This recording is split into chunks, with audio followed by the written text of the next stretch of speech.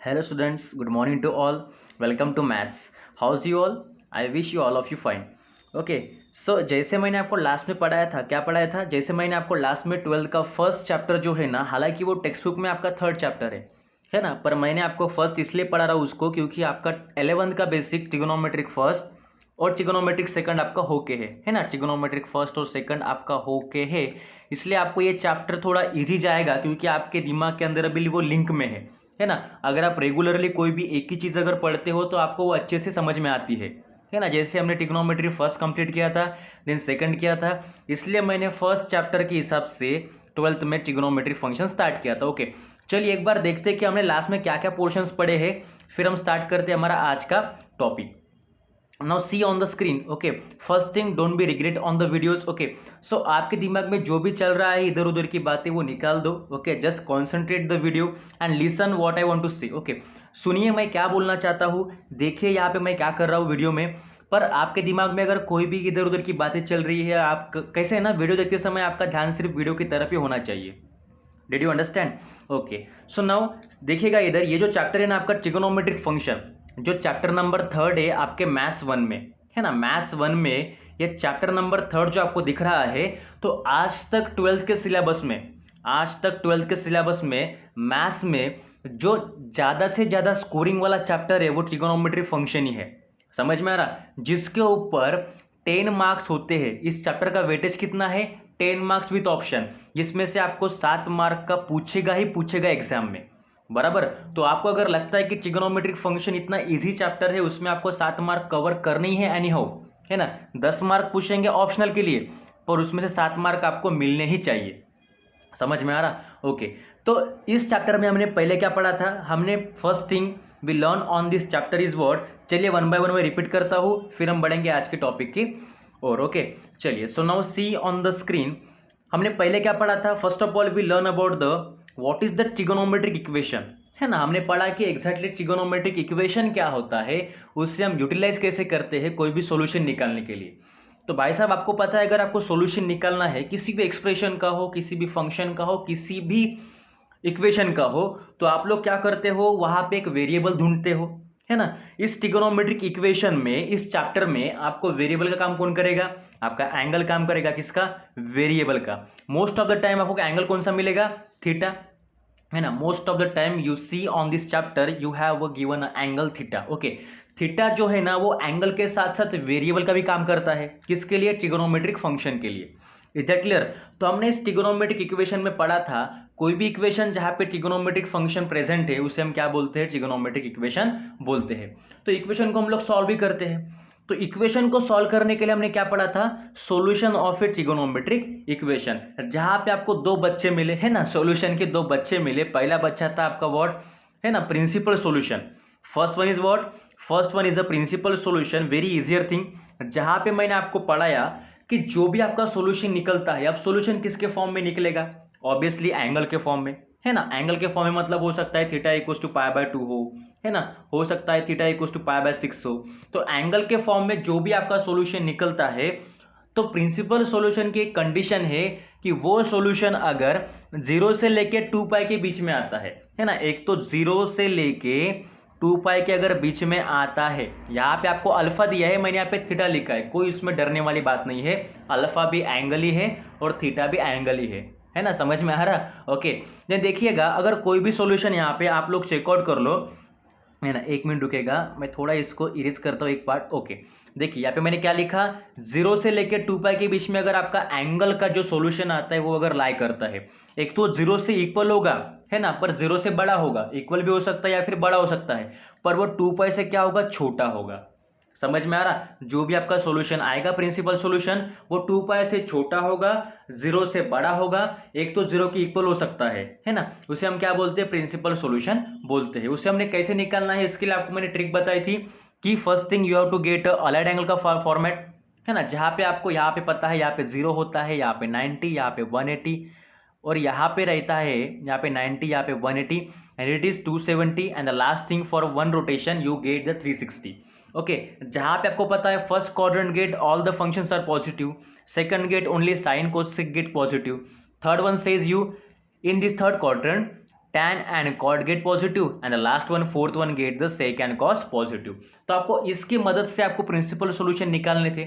और साथ ही में आपको पता है अगर आपको प्रिंसिपल सॉल्यूशन निकालना है तो आपको ट्रिग्नोमेट्रिक टेबल भी पता होना चाहिए कि साइन के लिए 0 की वैल्यू क्या होगी, कॉस के लिए 0 की वैल्यू क्या होगी, साइन के लिए 30 कितना होता है, 45 कितना होता है। पर इस चैप्टर में हमने ये भी पढ़ा है कि यहाँ पे आपको डिग्री वाले एंगल नहीं लेना। समझ में आ रहा है? यहाँ पे आपको ऐसे 30 डिग्री 60 डिग्री ऐसे एंगल मिलेंगे ही नहीं। थोड़े फार मिल सकते हैं क्योंकि ट्रिग्नोमेट्रिक फंक्शन हम पढ़ रहे हैं इसलिए, पर यहाँ पे आपको मिलेंगे ज़्यादा से ज़्यादा फॉर्मेट रेडियन के। अभी रेडियन क्या होता है आपको मैंने बताया था, इट मीन्स जस्ट लाइक π/2 मतलब कितना होता है 90। तो 90 जो हुआ वो डिग्री के फॉर्म में हुआ, तो 90 का जो π/2 हमने लिखा है ये किसके फॉर्म में हो गया, रेडियन के फॉर्म में। तो इस तरह से हमने पढ़ा था प्रिंसिपल सॉल्यूशन। फिर आफ्टर दैट हमने पढ़ा था what is it principal solution. अगर आपको समझ में आया होगा तो इसके बाद हमने पढ़ा था what is it general solution. उसके बाद सेकंड बच्चा सॉल्यूशन का कौन सा, जनरल सॉल्यूशन, जहां पे हमने पढ़ा कि जनरली हम किसी भी सॉल्यूशन को निकाल सकते हैं, है ना। पर यहाँ पे कंडीशन क्या है कि एक तो सॉल्यूशन वो 2π से बड़ा होगा, है ना, 2π से बड़ा हो सकता है या फिर 2π से छोटा भी हो सकता है, पर एग्जैक्टली वो मैक्सिमम टाइम 2π से बड़ा ही होगा। समझ में आ रहा। और उसी के साथ आपको मैंने कोई फार्मूले बताए थे कि अगर आपको जनरल सॉल्यूशन निकालना है जहाँ पे अगर साइन थीटा 0 है या कॉस थीटा अगर 0 है या फिर आपको दिखता है कि sine theta equals to sine alpha है, मतलब क्या है दोनों तरफ एक ही फंक्शन है साइन साइन पर दोनों का एंगल डिफरेंट है, तो उसके लिए मैंने आपको फार्मूले पढ़ाए थे। या फिर अगर साइन फंक्शन कोई भी 0 होता है या फिर कॉस थीटा इक्वल्स टू अगर 0 होता है उसके लिए मैंने आपको फार्मूले पढ़ाए थे। आपको सारे फार्मूलेस पता है, इसमें कोई भी नई वाली बात नहीं है, ठीक है। तो इस तरह से हमने पढ़ा था जनरल सॉल्यूशन। फिर आफ्टर दैट इसके आपको सॉल्व एग्जांपल मैंने करने के लिए बोला था, होप सो आप लोगों ने किया होगा, है ना। आपको ये सॉल्व एग्जांपल करना बहुत ही ज़रूरी होता है, तभी आपको समझ में आता है कि आप क्या पढ़ रहे हो, ठीक है। नाउ इसके बाद अभी आता है हमारा क्या, एक्सरसाइज 3.1। क्या आता है बच्चों, एक्सरसाइज 3.1। तो मुझे लगता है मैक्सिमम बच्चों ने ट्राई भी किया होगा कि नहीं किया होगा मुझे नहीं पता, पर किया होगा। तो इसका जो पीडीएफ है इसका सॉल्यूशन आपको मिलेगा कल, है ना। कल जो है ना, कल सैटरडे है, तो कल आपको इसका सॉल्यूशन मिलेगा आपके ग्रुप के ऊपर। शायद मॉर्निंग को मिल सकता है या फिर दोपहर को मिलेगा, पर इसका सॉल्यूशन आपको कल मिल जाएगा। उसी के साथ फिर जिन बच्चों ने इसको ट्राई किया है अच्छी बात है, पर कभी कभी क्या होता है जो आप लोग पीछे में आंसर देखते हो टेक्स्ट बुक में पीछे जो आपका आंसर दिए है ना, वो कभी कभी गलत भी होते हैं, क्योंकि न्यू टेक्स्ट बुक है तो हो सकता है प्रिंटिंग मिस्टेक भी हो। इसलिए आप लोग अच्छे से करके देखो, नहीं समझ में आता है तो मुझे पूछो कि सर ये आंसर मेरा सही है क्या, okay, that's more important. Then after the exercise 3.1 we were learn about the solution of triangle. अब देखिए ट्रिग्नोमेट्रिक फंक्शन में ट्राइंगल का क्या कुछ लेना देना है क्या, आपको भी पता है, कुछ उतना तो कुछ इसका लेना देना होता नहीं है, पर जब हमें सॉल्यूशन पढ़ना ही है तो ट्रिग्नोमेट्रिक फंक्शन एक काम कर दिया, है ना। होता है ना कभी कभी लगता है ना कि अगर मेरे घर में जगह है तो मैं और लोगों को ले सकता हूँ, उसी तरह से ट्रिग्नोमेट्रिक फंक्शन ये जो घर है ना उसके अंदर बहुत सारी जगह है, तो उसने भी सोचा कि कुछ मेंबर्स मैं और ले लूँ, तो उसने इस नए टेक्स्ट बुक में एक और मेंबर ले लिया, कौन सा, सॉल्यूशन ऑफ ट्राइंगल वाला, है ना, जहाँ पे क्या है polar coordinates and Cartesian coordinates. तो दोनों का रिलेशन कैसे आपको मैंने पढ़ाया था, if you want to find out the Cartesian coordinates then you have to know about the polar coordinates. अगर आपके पास पोलर दिया है तो आप कार्टेशियन निकालोगे, अगर आपके पास कार्टेशियन दिया है तो आप पोलर निकालोगे, सिंपल, बस इतना ही मैंने आपको पढ़ाया था। उसके बाद आते हैं हमारे नेक्स्ट टॉपिक के ऊपर कि अगर आप सॉल्यूशन निकाल सकते हो ट्राइंगल का बाय कार्टेशियन एंड पोलर, तो आपको उस ट्राइंगल को सॉल्व भी करते आना चाहिए। क्या करते आना चाहिए, सॉल्व। अब आप बोलोगे सर सॉल्यूशन और सॉल्व में कोई डिफरेंस है क्या, तो भाई साहब देखिए सॉल्यूशन निकालने के लिए आपके पास वहाँ पे कोऑर्डिनेट्स थे, पोलर या फिर कार्टेशियन, पर इसमें क्या है, सॉल्विंग करने के लिए रूल्स है। क्या है बच्चों, यहाँ पे कुछ रूल्स दिए हैं।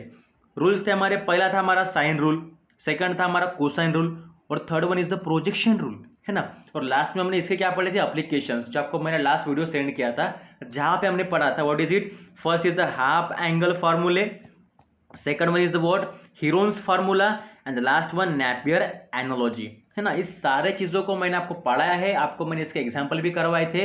और उसके बाद आता है हमारा अब लास्ट में क्या बेटा, देखिए यहाँ पे लास्ट में हमारा आता है एक्सरसाइज 3.2, ओके। पर इसके पहले जितने भी सॉल्व एग्जाम्पल्स थे ये वाले, ये आपको करने थे खुद से। कुछ बच्चों ने किया है, मुझे सेंड किया है, दैट्स वेरी नाइस, बट कुछ बच्चों ने अभी तक अगर नहीं किया होगा तो please do it fast, okay. इसके बाद आता है आपका एक्सरसाइज 3.2, जिसमें आपको क्वेश्चन मिलेंगे। देखो यहाँ पे कार्टेशियन निकालने हैं, आप निकाल सकते हो क्योंकि आपके पास पोलर कोऑर्डिनेट्स गिवन है। सेकंड में आपको पोलर निकालने हैं, निकाल सकते हो क्योंकि आपके पास कार्टेशियन गिवन से और आपको फार्मूले तो पता ही है कैसे निकालना है। फिर देखो ये जो क्वेश्चन से इन ट्रायंगल ABC अगर A 45 है, B अगर 60 है, then find the ratio of its sides, then apply the sine rule. क्योंकि आपको पता है रेशियो निकालने के लिए साइड का हम कौन सा फार्मूला यूज करते हैं, साइन रूल का। सिंपल से कॉन्सेप्ट से इस एक्सरसाइज में होप्स आप लोग कर लोगे, करो, या फिर इसका भी PDF मैं आपको मंडे को सेंड करूंगा। कल आपको 3.1 का सेंड करूंगा और मंडे को आपको 3.2 का सेंड करूंगा। क्लियर। अब चलिए बढ़ते हैं हमारे नेक्स्ट टॉपिक के ऊपर। अभी आते हैं हमारे करंट। आज का जो टॉपिक हमें पढ़ना है बहुत ही इंटरेस्टिंग है, बहुत ही क्रेजी टॉपिक है, आपको सिर्फ समझ में आना चाहिए। ओके, तो topic says you what is it, inverse trigonometric function. क्या है बेटा टॉपिक आपका आज का? टॉपिक है आज का इनवर्स ट्रिगोनोमेट्रिक फंक्शन, जिसे आप ITF बोलते हो शॉर्ट में, है ना। शॉर्ट में ITF मतलब क्या होता है, इनवर्स ट्रिगोनोमेट्रिक फंक्शन। अब देखिए यहाँ पे एक टेबल दिया है आपको, इस टेबल को आपको अच्छे से पढ़ना है ताकि आपको समझ में आ जाए कि आपको एग्जाम्पल्स किस तरह से हैंडल करने हैं। ठीक है, देखिए टेबल के लिए मैं अभी हम बढ़ते हैं हमारे बोर्ड की तरफ। चलिए, तो ये आ गए हमारे बोर्ड की तरफ, आगे ना। ठीक है, अब देखिए आपको स्क्रीन की रिजोल्यूशन थोड़ी बढ़ानी है ताकि आपको समझ में आ जाए। तो फर्स्ट थिंग यहाँ पे देखिएगा, मैंने यहाँ पे हेडिंग दी है क्या, इनवर्स ट्रिगोनोमेट्रिक फंक्शन। तो आप लोग बोलोगे सर हमने आज तक इतना ही पोर्शन पढ़ा है कि इनवर्स ट्रिगोनोमेट्रिक फंक्शन क्या होता है। आज तक हमने सिर्फ ट्रिगोनोमेट्रिक फंक्शन ही पढ़ा है, क्या होता है, कैसे निकालते हैं एंगल्स को। पर जब यहाँ पे सामने में अगर इनवर्स आ रहा है तो इसका मतलब क्या होता है ना। तो इसमें क्या है बेटा कि इनवर्स सेज यू कि जिस तरह से हमने देखा कोई भी फंक्शन इस तरह से, देखिए यहाँ पे अगर मैं फंक्शन लिख लूँ, हमारे पास ट्रिगोनोमेट्रिक चैप्टर में 6 फंक्शन है। कौन से? एक तो है हमारा साइन थीटा, दूसरा है कॉस थीटा, तीसरा है टैन थीटा, देन हमारे पास cot theta, then sec and cosec theta, है कि नहीं है। ये तो आपके हो गए सिंपल ट्रिगोनोमेट्रिक फंक्शंस, हो गए कि नहीं। ओके, पर अगर आपको इनवर्स ट्रिगोनोमेट्रिक फंक्शन अगर दिखाना है, ठीक है, अब देखिए इस सिंपल फंक्शन में आप लोग देखो यहाँ पे साइन का पावर क्या है, कुछ नहीं, मतलब क्या होता है, 1 होता है ना। पावर में 1 होता है पर वो हम लिखते नहीं है क्योंकि हमको पता है 1 लिखने की जरूरत है ही नहीं, वो वहाँ पे एक्चुअल में होता ही है। कॉस के पावर में 1 है, टैन के पावर में 1 है, देन कॉट के पावर में भी 1 होता है, देन सेक के भी पावर में 1 और कोसेक के पावर में भी 1 होता है, पर हम लिखते नहीं है। आपको पता है अगर यहाँ पे मैं लिख लूँ 2 = 2, है ना, 2 के पावर में 1 होता है, पता है, हमको पता है, इसलिए हम वहाँ पे 1 नहीं लिखते ना। ओके, चलिए, तो इसी तरह से ये तो आपको हो गया सिंपल ट्रिगोनोमेट्रिक फंक्शन। पर अगर आपको इसके लिखने हैं क्या, इनवर्स ट्रिगोनोमेट्रिक फंक्शन, ITF मतलब इनवर्स ट्रिगोनोमेट्रिक फंक्शन, तो साइन का क्या होगा, साइन के पावर में आएगा -1 ऑफ थीटा। अब देखिए मैंने यहाँ पे क्या लिखा, साइन का पावर -1 ऑफ थीटा। तो आपको इसको ऐसे पढ़ना है क्या, नहीं, आपको क्या पढ़ना है, साइन इनवर्स, क्या पढ़ना है, साइन इनवर्स ऑफ थीटा। समझ में आ रहा। तो जब भी आपको किसी भी फंक्शन में साइन, कॉस, टैन, कॉट, सेक, कोसेक हो, आपको पावर में अगर -1 दिखता है तो समझ लेना वो आपको क्या बन गया, इनवर्स ट्रिगोनोमेट्रिक फंक्शन बन गया। पावर में -1 होना मतलब क्या होना, इनवर्स होना। अगर मैं यहाँ पे लिख लूँ 2 का पावर -1 है तो क्या बोलूंगा मैं इसे, 2 इनवर्स बोलूंगा। 3 के पावर में -1 है तो क्या बोलूंगा, 3 इनवर्स बोलूंगा। समझ में आ रहा है। तो इस तरह से आपको इनवर्स समझ में आया होगा। मुझे क्या बोलना है कि पावर में अगर -1 होता है then we say that the function is in the inverse form. तो कॉस के लिए क्या होगा बोलिए, कॉस के लिए होगा cos to the power -1 of theta, it means cos inverse होगा वो। देन यहाँ पे टैन के लिए टैन इनवर्स होगा, कॉट के लिए कॉट इनवर्स, और उसके बाद सेक के लिए भी sec inverse, and the last one cosec के लिए भी कोसेक इनवर्स ऑफ थीटा। ये सारे के सारे बातें इनवर्स की कि हम सिंपल ट्रिग्नोमेट्रिक फंक्शन को इनवर्स में कैसे लिखते हैं। समझ में आया। ओके, अब चलिए ये तो हो गया सिंपल सा फॉर्मेट ताकि आपके डाउट क्लियर हो जाए। अब बढ़ते हैं हमारे पोर्शन के ऊपर कि हमें इनवर्स ट्रिग्नोमेट्रिक फंक्शन के प्रॉब्लम्स जो हैंडल करने हैं उसके लिए हमें कुछ चीज़ें पता होनी चाहिए। फर्स्ट हमें डोमेन क्या होता है। आप बोलोगे डोमेन क्या है सर, तो आपको बेटा मैंने डोमेन पढ़ाया था, domain is a input. Okay, उसके बाद रेंज क्या होगा, रेंज मतलब जो भी आपका आंसर आएगा है ना वो इस रेंज के अंदर बिलोंग करना चाहिए। जिस तरह से हमने प्रिंसिपल सॉल्यूशन में देखा था कि हमारा आने वाला सॉल्यूशन 0 से लेकर 2π के बीच में आता है, आता कि नहीं आता। ठीक है, तो उसी तरह से है ना, उसी तरह से आपका इस इनवर्स ट्रिग्नोमेट्रिक फंक्शन में आपको चेक करना होता है कि आने वाला सॉल्यूशन उस रेंज में अगर आता है तो आपका वो फंक्शन क्या करता है, सेटिस्फाइड करता है। यही हमें यहाँ पे पढ़ना है, बस हो गया, बाकी कुछ भी नहीं। चलिए तो उसके लिए आपके पास एक मैंने टेबल निकाला है, टेबल को समझेंगे, उसके बाद फिर बढ़ेंगे आगे। चलिए देखिए टेबल क्या बोल रहे हैं। टेबल में हमारा फर्स्ट कंटेंट क्या है, यहाँ पे देखिए हमारा फर्स्ट कंटेंट टेबल में ITF मतलब इनवर्स ट्रिग्नोमेट्री फंक्शन का, सेकंड है डोमेन का और थर्ड है रेंज का, है ना। फर्स्ट हमारा कॉलम है ITF का, सेकंड है डोमेन का और थर्ड है रेंज का। तो चलिए पढ़ते पहले फंक्शन के बारे में कि वहाँ पे रेंज और डोमेन क्या होगा। So now turn on the first content sine inverse of x. अब देखिए फर्स्ट में क्या दिया है, sine inverse of x, sine के पावर में -1 है, तो ऑब्वियसली क्या बन गया आपका इनवर्स ट्रिग्नोमेट्रिक फंक्शन बन गया। कौन सा, साइन इनवर्स ऑफ एक्स, जहाँ पे आपका एंगल क्या होगा, एक्स होगा। समझ में आ रहा, हो सकता है एंगल एक्स हो या फिर एक्स क्या हो सकता है, इनपुट भी हो सकता है, जिसे आप डोमेन बोलते हो, ठीक है। पर मैक्सिमम टाइम आप लोग देख लेना यहाँ पे इनपुट मतलब डोमेन ही आता है एक्स की जगह पे। समझ में आ रहा। अब देखिए डोमेन क्या क्या होगा, साइन के साथ जो भी यहाँ पे एक्स की जगह पे डोमेन आएगा वो -1 से लेके 1 के बीच में होना चाहिए। मतलब किस तरह से, देखिए अगर मैं यहाँ पे एक एग्जांपल लिख लूँ कि sine inverse of 1/2 equals to अगर थीटा होता है, ये आपको दिया है एक क्वेश्चन, ठीक है। क्वेश्चन किस तरह से होता है, क्वेश्चन सिर्फ इतना ही होता है कि find the inverse trigonometric, find the solution of, question इस तरह से होता है कि find solution of inverse trigonometric function, और क्वेश्चन दिया है साइन इनवर्स ऑफ 1/2, तो आपको एज्यूम करना पड़ता है लेट साइन इनवर्स ऑफ 1/2 क्या होगा, थीटा होगा। ये हमने एज्यूम कर लिया। तो आपको पता है अगर आप इस साइन इनवर्स को इस साइड में अगर ट्रांसफर करते हो तो क्या होगा, फिर 1/2 इक्वल्स टू साइन थीटा होगा। आपको पता है ना, अगर आपको इनवर्स वाले फॉर्म को अगर आप राइट साइड में या फिर लेफ्ट साइड में अगर ट्रांसफर करते हो तो उस -1 का +1 होता है, जो हमें लिखने की जरूरत नहीं है। तो यहाँ पे -1 वाला फॉर्मेट अगर हम यहाँ पे सेंड करेंगे तो +1 में जाएगा, मतलब 1/2 इक्वल्स टू साइन थीटा। समझ में आ रहा है। पर जो भी यहाँ पे आपका इनपुट होता है साइन के साथ, देखो यहाँ पे क्या था 1/2 था, वो या कोई भी हो तो वो इनपुट आपका -1 और 1 के बीच में ही आना चाहिए। मतलब यहाँ पे जो आपका x होगा वो -1 और 1 के बीच में ही आना चाहिए।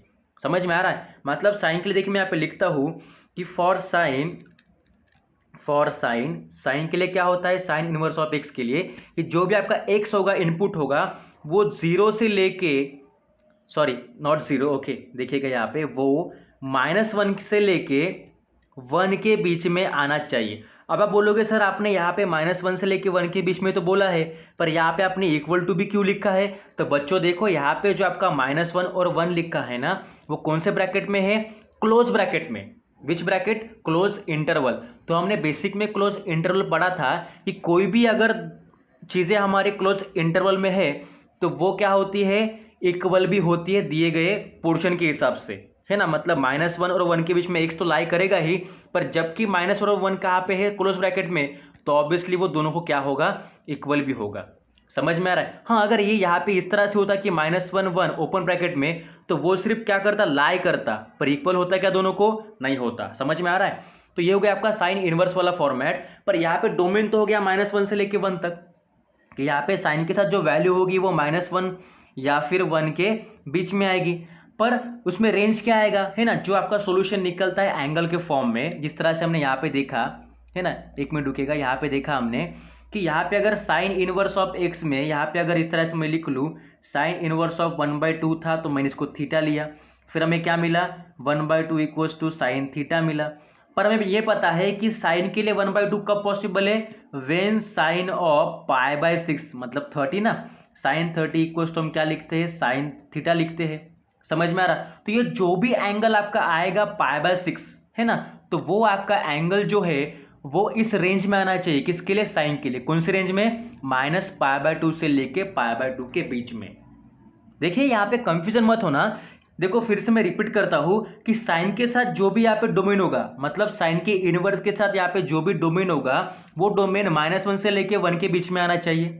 एक तो -1 भी हो सकता है या फिर 1 भी हो सकता है, या दोनों के बीच में आएगा, बिकॉज दोनों किस में लिख के हैं, क्लोज ब्रैकेट में। और उनकी जो रेंज आएगी, जो भी उसका सॉल्यूशन एंगल के फॉर्म में आएगा, वो -π/2 से लेके π/2 के बीच में ही आना चाहिए, या फिर -π/2 हो सकता है या π/2 भी हो सकता है, बिकॉज ये भी किस में है, क्लोज ब्रैकेट में है। समझ में आ रहा। अब बढ़ते हैं सेकंड की ओर। सेकंड में देखिए, सेकंड में क्या दिया है, सेकंड क्वेश्चन से you second portion says you cos inverse of x. तो कॉस का भी इनपुट कहाँ बिलोंग करता है, -1 से लेके 1 के बीच में बिलोंग करता है। एक तो -1 होगा या फिर 1 होगा।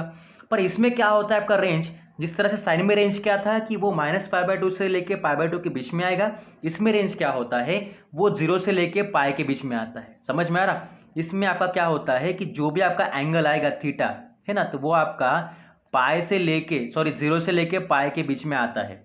और यहाँ पे जब क्लोज ब्रैकेट दिया है तो ऑब्वियसली दोनों क्या होंगे, इक्वल भी होगा। थीटा एक तो 0 हो सकता है, पाई हो सकता है, या दोनों के बीच में आ सकता है। समझ में आ रहा। पर यहाँ पे निगेटिव नहीं होगा क्योंकि यहाँ पे 0 से लेके पाई तक है, इसलिए यहाँ पे निगेटिव का कोई पोर्शन ही नहीं है। ठीक है, ये हो गया कॉस के लिए। अब बढ़ते टैन की तरफ। तो अगर टैन इनवर्स ऑफ एक्स से, तो यहाँ पे डोमेन देखो, दोनों के लिए डोमेन तो -1 + 1 के बीच में था।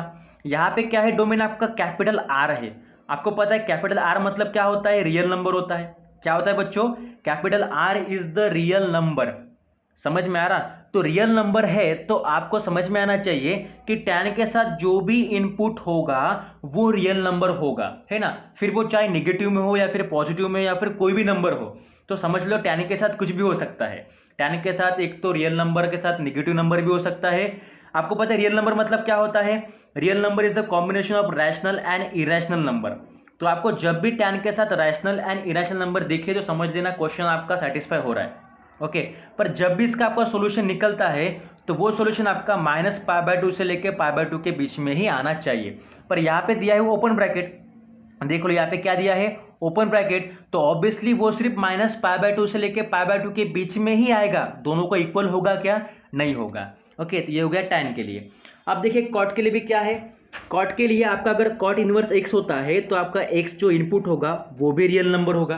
रियल नंबर मतलब कोई भी नंबर हो सकता है, ठीक है। और पर रेंज क्या होगी आपकी, रेंज होगी 0 से लेके पाई के बीच में, मतलब 0 से लेके पाई के बीच में आपका एंगल आएगा, पर वो इक्वल नहीं होगा। वाई, बिकॉज यहाँ पे देखो ओपन ब्रैकेट दिया है।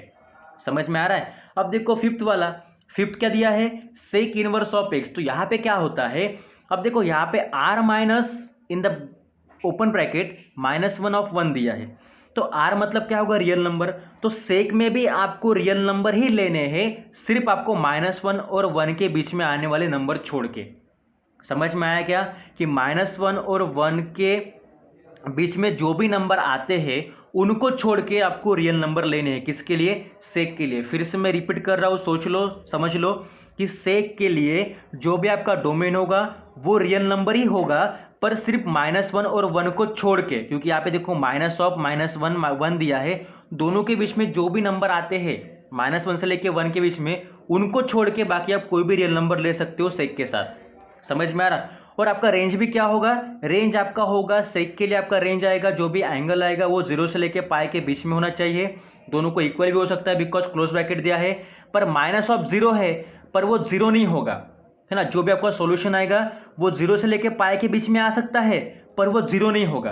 क्यों 0 नहीं होगा देख लो, क्योंकि आपको पता है सेक 0 कितना होता है, सेक 0 आपका होता है नॉट डिफाइंड, मतलब कितना होता है, इन्फिनिटी होता है। और जब भी आपका सॉल्यूशन अगर इन्फिनिटी आएगा तो क्या वो पॉसिबल है, नहीं है। इसलिए मैंने क्या लिखा है यहाँ पे, सॉल्यूशन आपका 0 से पाई के बीच में तो आएगा, पर वो 0 नहीं होगा कभी भी। समझ में आ रहा है। माइनस के बाद यहाँ पे जो भी पोर्शन होता है ना, इसका मतलब वो उसके अंदर नहीं आता है।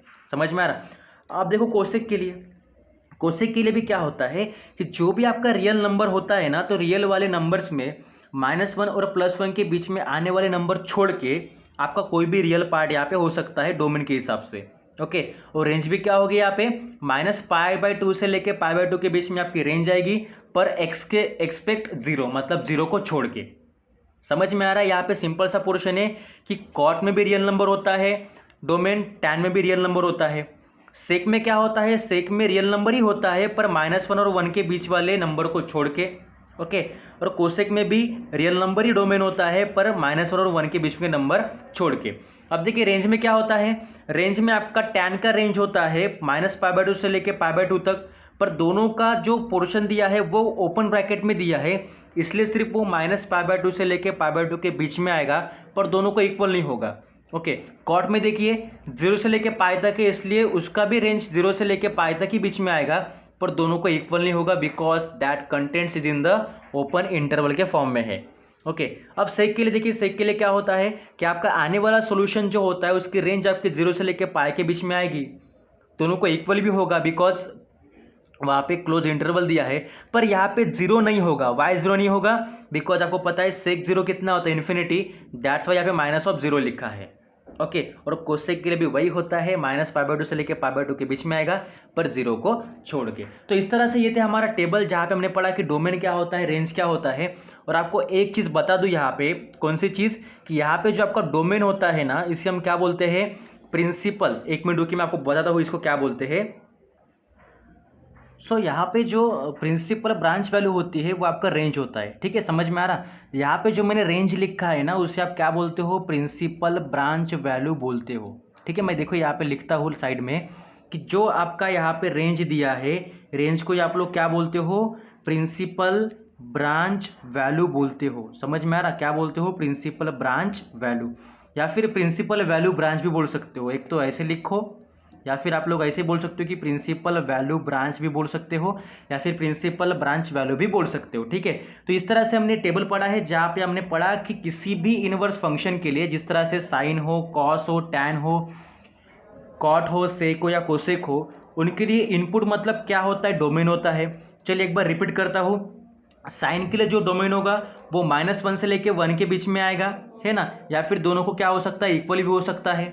समझ में आ रहा। और उनका रेंज क्या होगा, वो -π/2 से लेके π/2 के ही बीच में आएगा, जो आपका सॉल्यूशन निकलता है। रेंज मतलब क्या होता है, प्रिंसिपल ब्रांच वैल्यू होता है, ठीक है।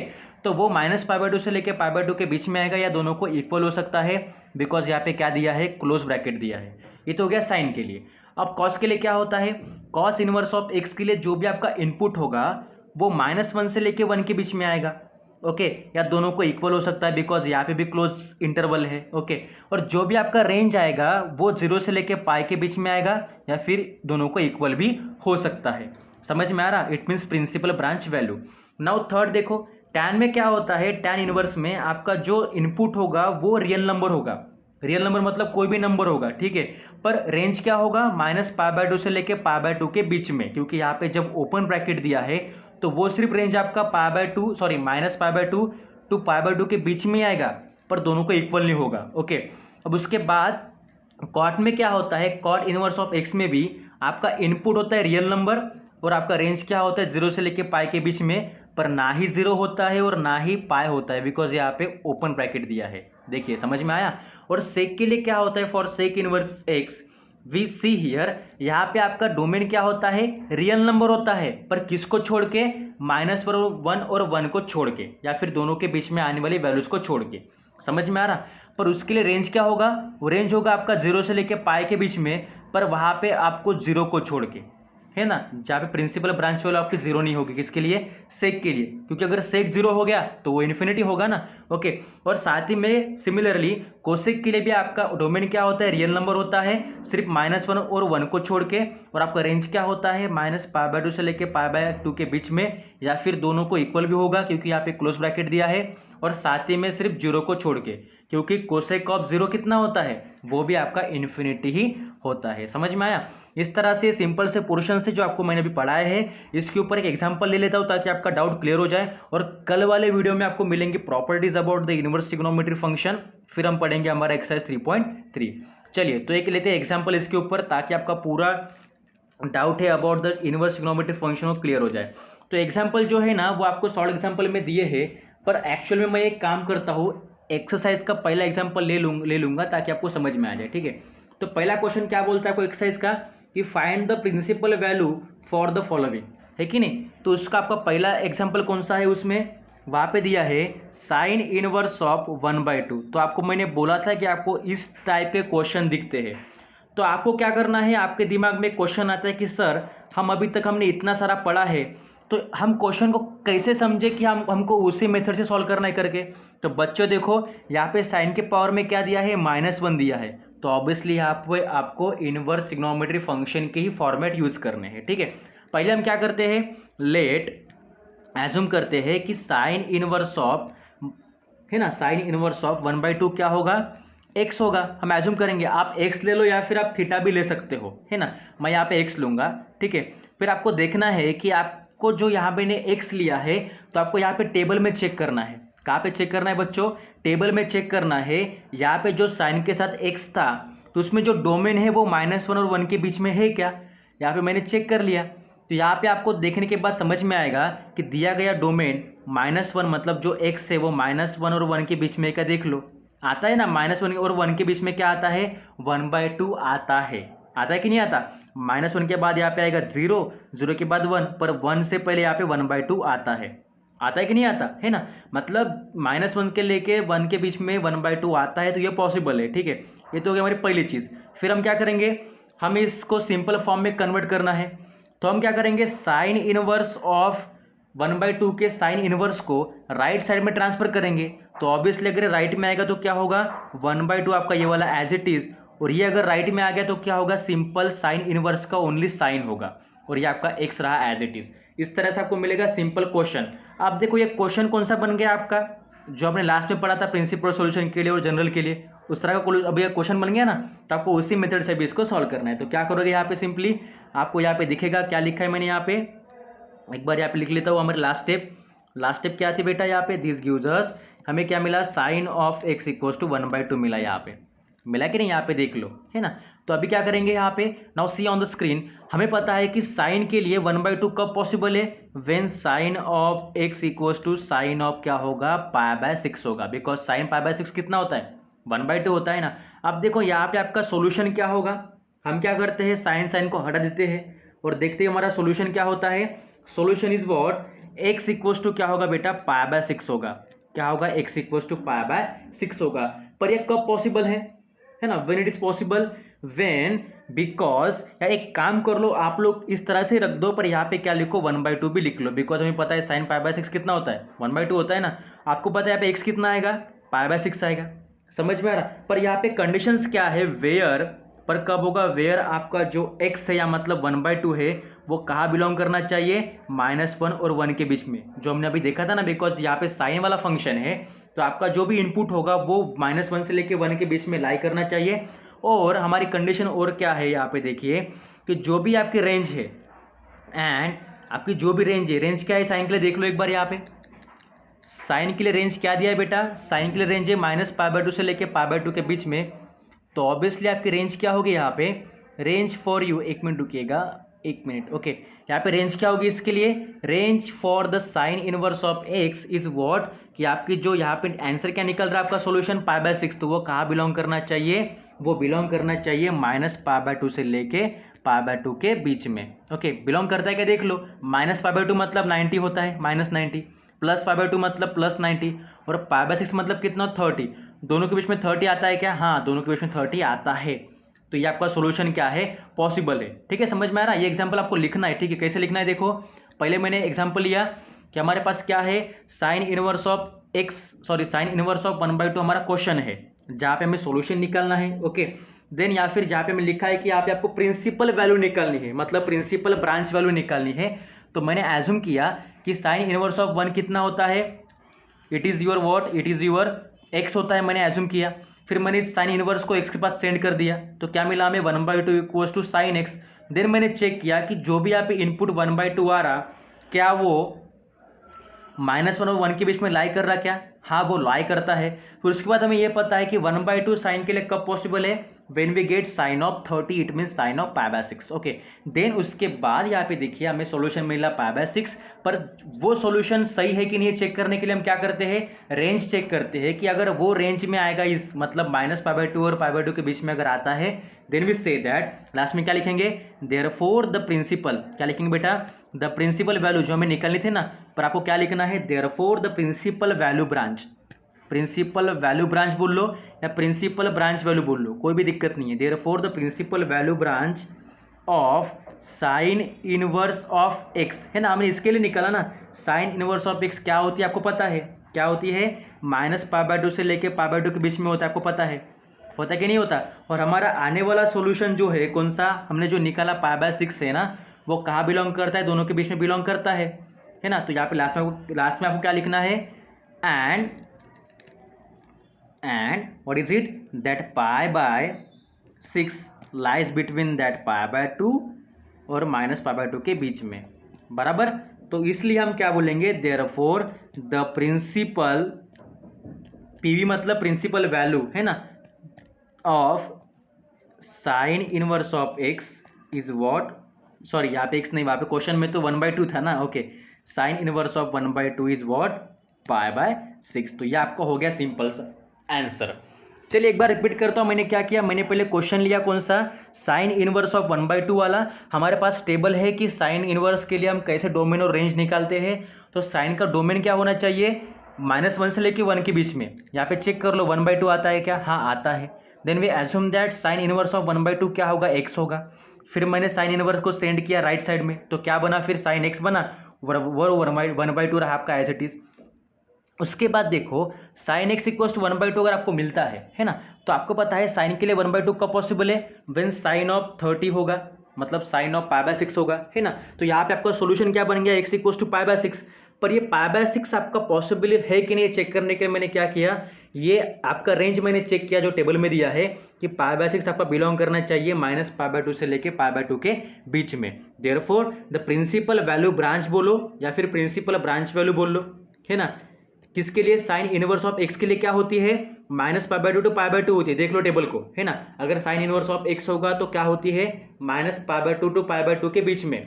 तो ऑब्वियसली आपका जो π/6 आ रहा है वो दोनों के बीच में लाई करता है, देखो यहाँ पे करता है कि नहीं करता, π/6 लाइज बिटवीन द -π/2 एंड π/2। तो obviously the principal value of sine inverse of 1/2 is π/6। इस तरह से हमारा एग्जाम्पल हो गया फॉर इनवर्स ट्रिग्नोमेट्री फंक्शन। तो आज का पोर्शन यहाँ तक ही, कल मैं लेके आऊँगा आपके लिए प्रॉपर्टीज इनवर्स के लिए। तो आज का अगर सेशन आपको अगर नहीं समझ में आता है तो मुझे पूछो, मैं आपका डाउट क्लियर कर दूंगा, ठीक है। इसके ऊपर जो भी आपके टेक्स्ट बुक में सॉल्व एग्जाम्पल दिए वो करो अच्छे से, और समझो, नहीं समझ में आए तो पूछो, ओके।